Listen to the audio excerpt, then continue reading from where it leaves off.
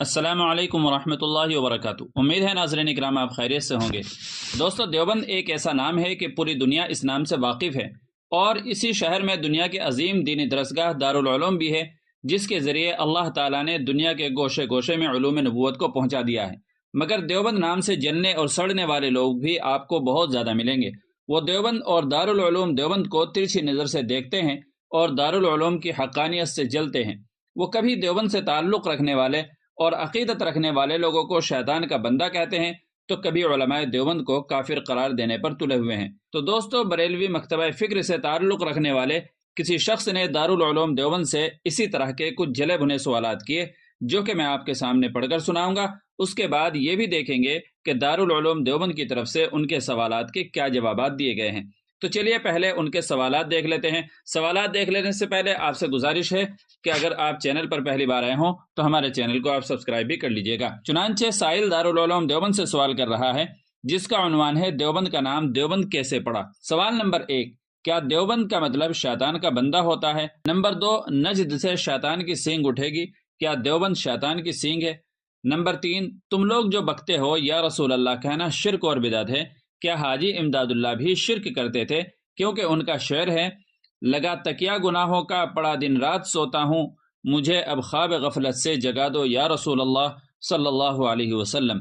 Number 4، تم لوگوں نے ابھی تک زلزلے کا جواب اچھی طرح نہیں دیا، جو علامہ ارشد القادری صاحب کی لکھی ہوئی کتاب ہے۔ ای میل کے ذریعے مجھے جواب ضرور دینا، رہے گا یوں ہی ان کا چرچا رہے گا، پڑے خاک ہو گئے جلنے والے۔ تو دارالعلوم دیوبند کی طرف سے ان کے سوالات کے کیا جوابات دیے گئے ہیں وہ بھی آپ دیکھ لیجئے گا۔ دارالعلوم دیوبند کی طرف سے جوابات دیے گئے ہیں۔ بسم اللہ الرحمن الرحیم۔ پہلے سوال کا جواب دیا ہے، دیوبند ہزاروں سال پرانا قصبہ ہے۔ یہ اصلاً ہندوؤں کی بستی تھی۔ اس سے پہلے یہ ہندوؤں کی کسی دیوی کا بند تھا۔ پھر جب یہاں ہندوؤں کی آبادی ہوئی تو اس کو دیوبند کہا جانے لگا۔ پھر کثرت استعمال کی وجہ سے دیوبند ہو گیا۔ اس لیے دیوبند کے معنی شیطان کا بندہ کرنا درست نہیں ہے۔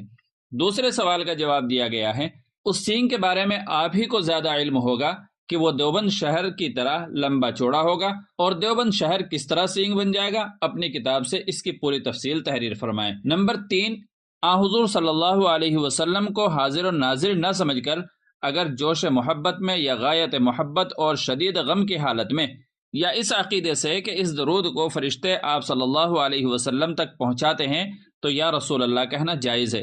آپ صلی اللہ علیہ وسلم کا فرمان ہے کہ اللہ تعالیٰ کے فرشتے زمین میں گشت کرتے رہتے ہیں، وہ میری امت کی طرف سے سلام مجھ تک پہنچاتے ہیں۔ نمبر 4، مذکورہ کتاب کے رد میں زلزلہ در زلزلہ اور بریلوی فتنے کا نیا روپ نامی کتابیں لکھی جا چکی ہیں، آپ اس کو خرید کر پڑھیں۔